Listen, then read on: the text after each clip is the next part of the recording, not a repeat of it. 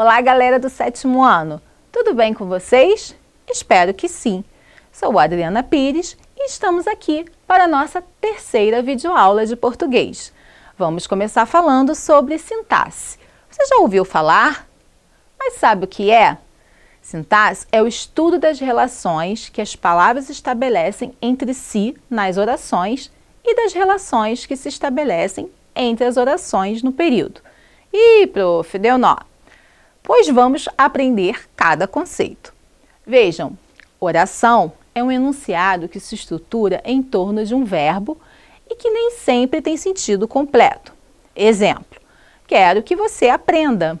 Quero é uma oração e que você aprenda é outra. Temos aí orações que não têm sentido completo. Entenderam o porquê de aprender cada conceito? Bom, período é a frase verbal que se estrutura em torno de um ou mais verbos, possui sentido completo e termina com um ponto. Tem verbo, sentido completo e ponto. Exemplo, você precisa aprender português. Tudo certo até aqui? Então, bora lá. Analisem comigo as frases. As aulas começam cedo e Luiz e o amigo não jantaram. Quais são os verbos dessas frases? Começam e jantaram. Muito bem. Se perguntarmos aos verbos quem, as respostas serão os sujeitos das orações. Vamos ver? Junto comigo. Em, as aulas começam cedo. Quem começam cedo? As aulas. E em, Luiz e o amigo não jantaram. Quem não jantaram?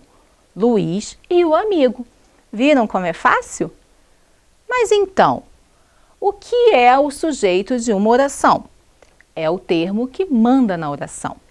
E já aprendemos como identificá-lo. Quando encontramos o sujeito, tudo que sobra é o predicado. Porém, calma, vamos estudá-lo mais à frente. Os sujeitos expressos sempre apresentam uma palavra-chave, chamada núcleo.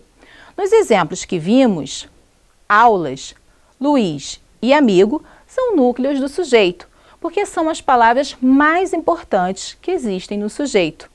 O artigo as, a conjunção e o artigo o são termos acessórios, pois gravitam em torno do núcleo.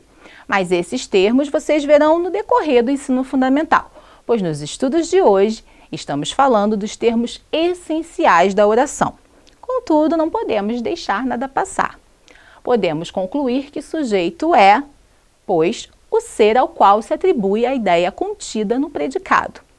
Agora que já sabemos o que é sujeito e como encontrá-lo, vamos conhecer os tipos de sujeito. Acompanhem. Sujeito simples. O sujeito simples é aquele formado por um núcleo.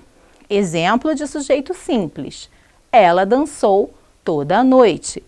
Núcleo, pronome substantivo. Sujeito composto. O sujeito composto é aquele formado por dois ou mais núcleos.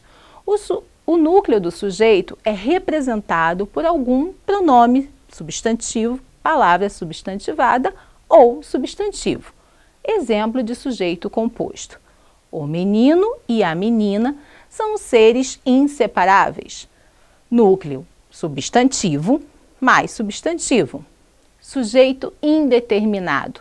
Não conhecemos ou não queremos dar a conhecer a identidade do praticante da ação verbal.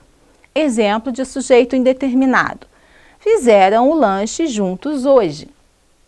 Há duas formas de se escrever uma oração com o sujeito indeterminado. Letra A.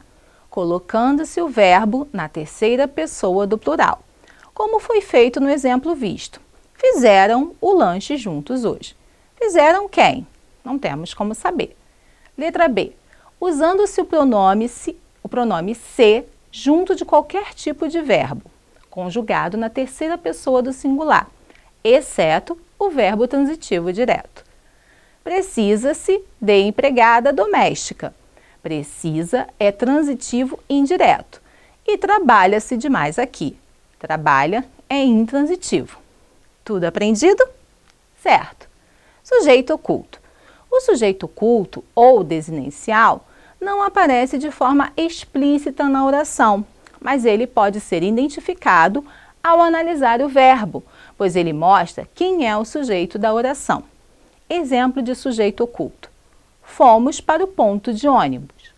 O pronome pessoal nós está oculto. Vale dizer que esse sujeito também é chamado elíptico. Vamos em frente. Vocês sabiam que existem orações sem sujeito? Verdade. Anotem aí. Toda oração que traz verbo impessoal se diz sem sujeito. Olhem os exemplos. Choveu muito ontem. Neva bastante neste instante em São Joaquim, Santa Catarina. Houve eleição ano passado. Tá, mas o que são verbos impessoais? Se liguem. Os verbos impessoais são aqueles que não possuem sujeito. O verbo haver, no sentido de existir, os que exprimem os fenômenos da natureza. Chover, relampejar, ventar, nevar, gear, amanhecer, escurecer, esquentar, estar e fazer, meteorologia, e os que indicam tempo, ser, indicando data, hora, distância e fazer, tempo. Os verbos impessoais ficam sempre na terceira pessoa do singular. E aí, entenderam? Vamos aos predicados? Vimos que ao identificar o sujeito, o que sobra é o predicado. No entanto, vamos conceituá-lo.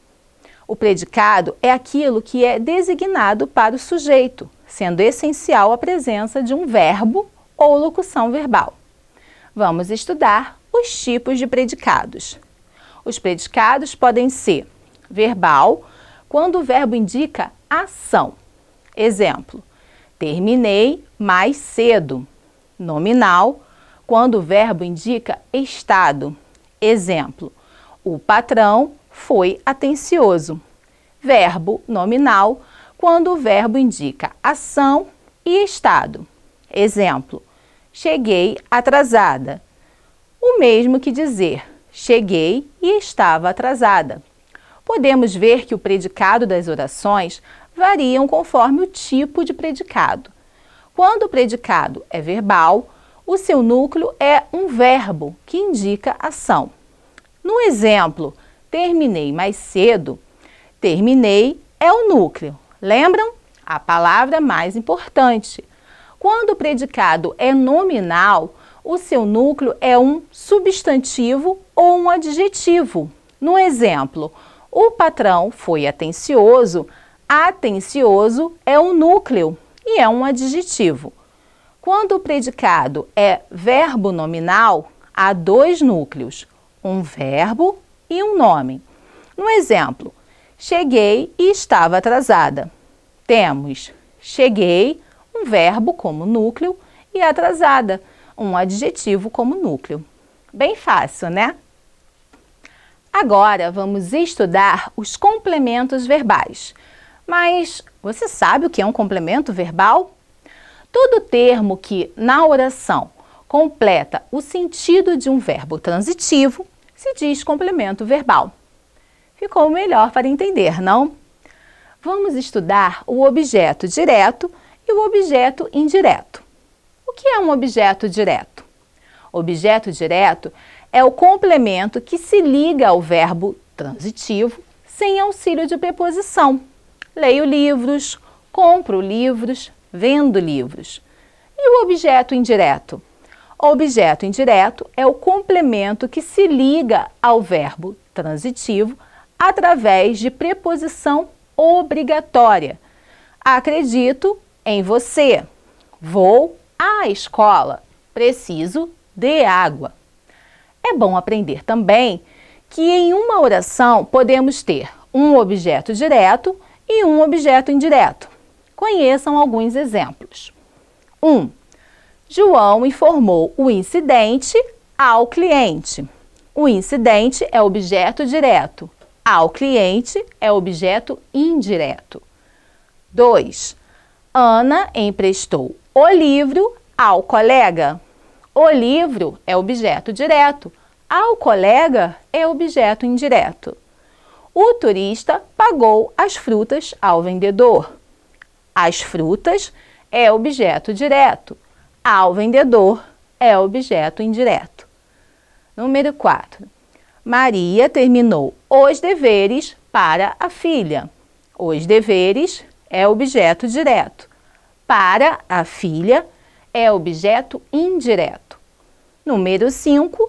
Não recebeu a encomenda do fornecedor. A encomenda é objeto direto. Do fornecedor é objeto indireto. Compreenderam? Que tal praticarmos um pouquinho? Número 1. Identifique o sujeito e o predicado das orações a seguir. Letra A. A criança caiu do muro. Letra B. A leitura é importante para o conhecimento. Letra C.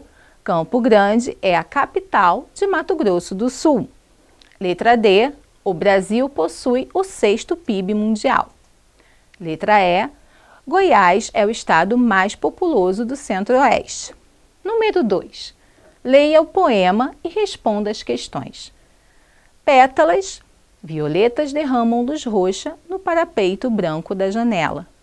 Toco em folhas de veludo escuro e por um momento minhas mãos se tornam pétalas. Qual é o complemento do verbo derramar? Classifique-o. Vai lá, pause o vídeo e faça. Hora da correção. Na letra A do número 1, temos como sujeito a criança e predicado caiu do muro. Na B, temos como sujeito a leitura e predicado é importante para o conhecimento. Na letra C, Campo Grande é o sujeito e é a capital do Mato Grosso do Sul é o predicado. Na letra D, o sujeito é o Brasil e o predicado possui o 6º PIB mundial. Já na letra E, Goiás é o sujeito e é o estado mais populoso do Centro-Oeste, é o predicado. E aí, quem acertou tudo? Ok, bora para o número 2. Temos como resposta luz roxa, que é um objeto direto. Foi bem fácil, né? Bom, galera, espero que vocês guardem tudo que aprenderam hoje e não deixem de consultar as orientações de estudos e os podcasts. Ah, tire suas dúvidas com o seu professor. Um grande abraço e até mais!